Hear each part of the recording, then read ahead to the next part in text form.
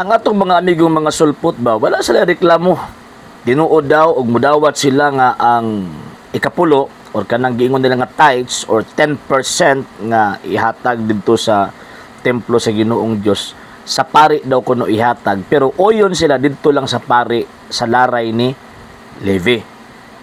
So, kung niuyon sila na, nganong gabuot-buot man lang ilang mga pastoy og pangulikta, og 10% or kanang gitawag og tithes nga kanang ilang mga pastoy bisag kumingking ana bisan og tawag anang ilahang dugo sa ilang naang naglatay sa ilang lapalapa wa nay koneksyon sa laray sa pagkapari ni Levi.